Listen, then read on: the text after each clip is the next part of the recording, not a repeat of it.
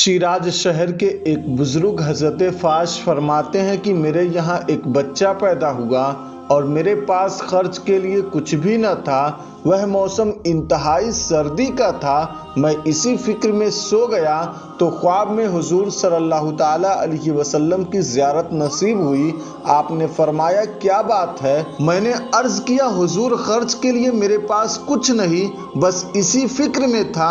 حضور نے فرمایا دن چڑھے تو فلاں مجوسی کے گھر جانا اور اس سے کہنا کہ رسول اللہ صلی اللہ تعالیٰ علیہ وسلم نے تجھے کہا ہے کہ 20 دینار تجھے دے دے۔ حضرت فاش صبح اٹھے، حیران ہوئے کہ ایک مجوسی کے گھر کیسے جاؤں اور رسول اللہ صلی اللہ تعالیٰ علیہ وسلم کا حکم وہاں کیسے سناؤں، اور پھر یہ بات بھی درست ہے کہ خواب میں حضور نظر آئیں تو وہ حضور ہی ہوتے ہیں۔ اسی سوچ میں وہ دن گزر گیا اور دوسری رات پھر حضور کی زیارت ہوئی اور حضور نے فرمایا تم اس خیال کو چھوڑ دو اور اس مجوسی کے پاس جا کر میرا پیغام پہنچا دو۔ چنانچہ حضرت فاش صبح اٹھے اور اس مجوسی کے گھر چل پڑے۔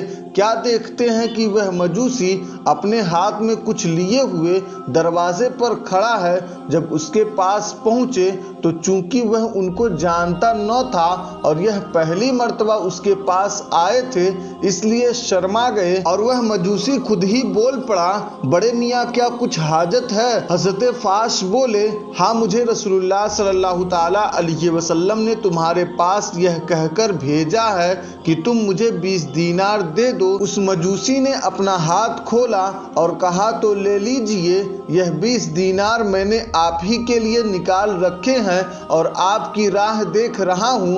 حضرت فاش نے وہ دینار لے لیے اور اس مجوسی سے پوچھا، بھائی میں تو بھلا رسول اللہ صلی اللہ تعالیٰ علیہ وسلم کو خواب میں دیکھ کر یہاں آیا ہوں، مگر تجھے میرے آنے کا کیسے علم ہو گیا؟ تو وہ بولا، میں نے رات کو اس شکل و صورت کے ایک نورانی بزرگ کو خواب میں دیکھا ہے جس نے مجھ سے فرمایا کہ ایک شخص صاحب حاجت ہے، وہ کل تمہارے پاس پہنچے گا، اسے 20 دینار دے دینا۔ چنانچہ میں یہ 20 دینار لے کر تمہاری ہی انتظار میں تھا۔ حضرت فاش نے جب اس کی زبانی رات کو ملنے والے نورانی بزرگ کا حلیہ سنا تو وہ حضور صلی اللہ تعالیٰ علیہ وسلم کا تھا۔ چنانچہ حضرت فاش نے اس سے کہا، یہی رسول اللہ صلی اللہ تعالیٰ علیہ وسلم ہے۔ اس مجوسی نے یہ واقعہ سن کر تھوڑی دیر توقف کیا اور پھر کہا، مجھے اپنے گھر لے چلو۔ چنانچہ وہ حضرت فاش کے گھر آیا اور کلمہ پڑھ کر مسلمان ہو گیا اور پھر اس کی بیوی، بہن اور اس کی اولاد بھی مسلمان ہو گئی۔ اس واقعے کو علامہ یوسف ابن اسماعیل نبہانی رحمۃ اللہ تعالیٰ علیہ نے شواہد الحق فی استغاثۃ بسید الخلق میں بیان فرمایا ہے، اور اس واقعے سے ہمیں سبق ملتا ہے کہ ہمارے حضور صلی اللہ تعالیٰ علیہ وسلم کی نظر رحمت جس پر بھی پڑ جائے اس کا بیڑا پار ہو جاتا ہے۔